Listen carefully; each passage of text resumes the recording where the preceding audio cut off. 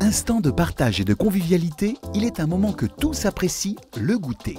Et quoi de plus gourmand qu'une maxi gaufre lyonnaise? Suivez pas à pas notre recette et vous deviendrez vite le chouchou des petits et grands.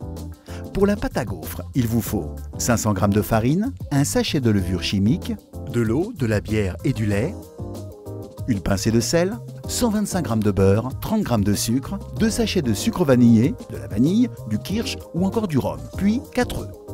Étape 1. Passons à la préparation de la pâte. Pour bien réussir votre pâte, faites fondre le beurre dans un petit bol et laissez-le tiédir. Dans un saladier, versez la farine, ajoutez la pincée de sel, le sucre, les œufs. Battez à l'aide d'un fouet. Dans un autre bol, versez les liquides.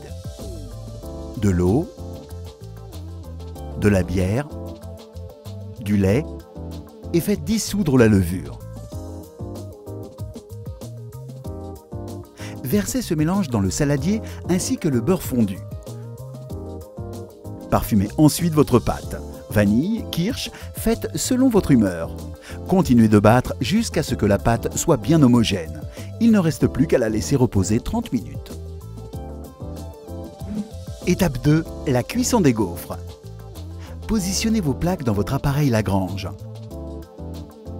Ensuite, branchez votre appareil et laissez préchauffer jusqu'à ce que le voyant s'éteigne. Une fois l'appareil préchauffé, huilez légèrement vos plaques sur toute leur surface à l'aide d'un pinceau ou d'un papier absorbant. Utilisez la louche doseuse fournie avec l'appareil. Pensez à bien la remplir, son dosage est parfait. Puis, versez la pâte en remplissant bien tous les carreaux. Attendez 1 ou 2 secondes que la pâte commence à lever dans la plaque. Puis, tapissez-la avec le dos de la louche. Fermez l'appareil jusqu'au verrouillage. Vous entendrez un petit clic. Dès que le voyant s'éteint, vos gaufres sont prêtes.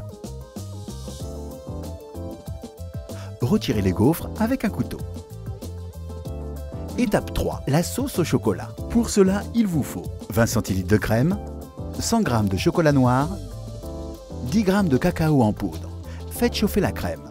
Retirez du feu juste avant ébullition et ajoutez le chocolat préalablement coupé en petits morceaux.